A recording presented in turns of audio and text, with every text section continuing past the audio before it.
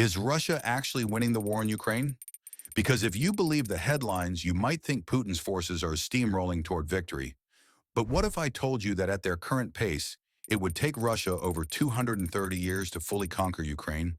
Stay here because the numbers tell a completely different story. Let's start with the cold, hard facts. Russia controls approximately 20% of Ukraine's internationally recognized territory. Sounds significant, right?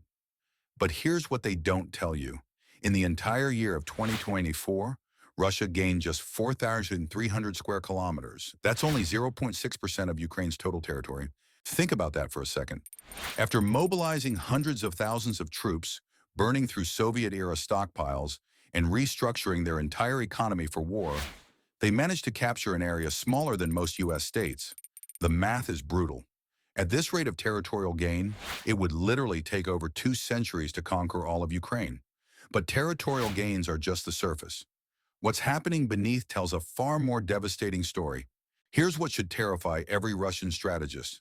They're not just losing land slowly, they're losing an entire generation of men.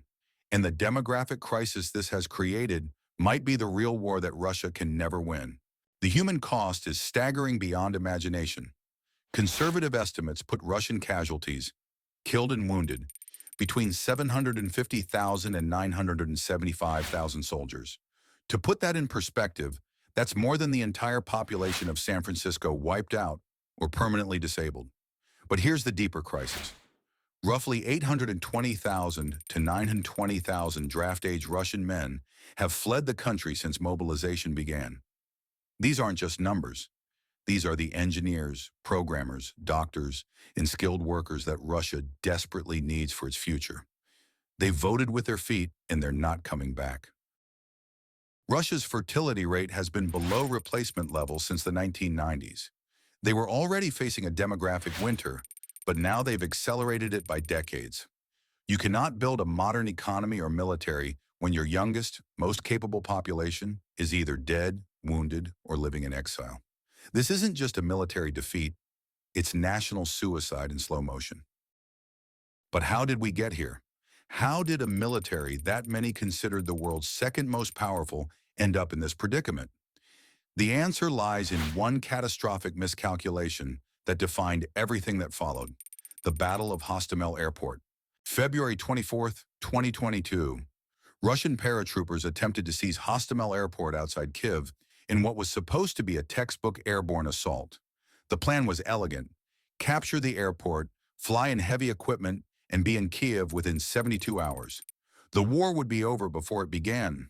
Instead, it collapsed within 48 hours. Ukrainian forces destroyed the runway, eliminated the paratroopers, and turned what should have been Russia's greatest victory into their first major defeat. This wasn't just a tactical failure. It revealed fundamental problems with Russian military planning and intelligence. Fast forward to today, and we see the consequences everywhere. Russian tanks on the front lines are being found with sand-filled reactive armor blocks, literally fake protection that does nothing but add weight. Combat aircraft are being shot down with off-the-shelf GPS units taped to their dashboards because their sophisticated navigation systems don't work. The Center for Strategic and International Studies conducted a comprehensive post-mortem and delivered a damning verdict. The invasion was an intelligence and analytic failure of historic proportions. Russia's military had been built on Soviet-era doctrine, corruption, and yes men telling leadership what they wanted to hear rather than ground truth. But here's something that should make every defense analyst pause. Russia's most advanced tank, the T-14 Armata, their supposed answer to Western armor, has mysteriously disappeared from the battlefield. Where did it go, and what does that tell us about Russia's real military capabilities? The T-14 Armata was supposed to be Russia's technological leap into the future of warfare. Unveiled with great fanfare, it represented everything Moscow wanted the world to believe about their military modernization: advanced armor, cutting-edge electronics, and firepower that could dominate any battlefield. Then it went to war, and within months it quietly disappeared. Reports suggest the prototypes were withdrawn after brief, unsuccessful combat trials.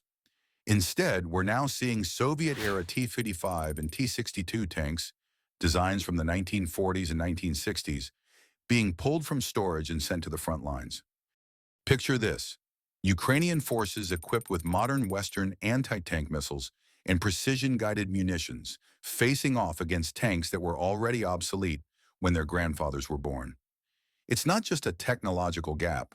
It's a technological chasm that represents the hollowing out of Russia's entire defense industrial base. The drone revolution has made this mismatch even more brutal. Precision-guided artillery, directed by commercial drones, can eliminate armor from distances that Soviet-era tanks can't even detect, let alone engage. The T-14's disappearance isn't just about one weapon system. It's a metaphor for Russia's entire military modernization program. When reality met the battlefield, the facade crumbled, revealing decades of corruption, mismanagement, and technological stagnation. But perhaps the most telling indicator of Russia's position isn't found on any battlefield or in any weapon system. It's found in a single number that should terrify the Kremlin: 23%. That's how much the ruble collapsed in 2024 alone. But that's just the beginning of Russia's economic nightmare. Russia's economy is being systematically hollowed out by this war. The ruble's 23% drop against the dollar in 2024 represents a currency in free fall, but the deeper crisis lies in their federal budget. Approximately 40% of all federal spending is now devoted to defense and security, with a third of that classified, meaning even Russian citizens don't know how much is being spent on this war. To fund this massive military expenditure, Russia has had to sell its oil to India and other Asian markets at significant discounts, essentially subsidizing the global oil market while bankrupting their own treasury.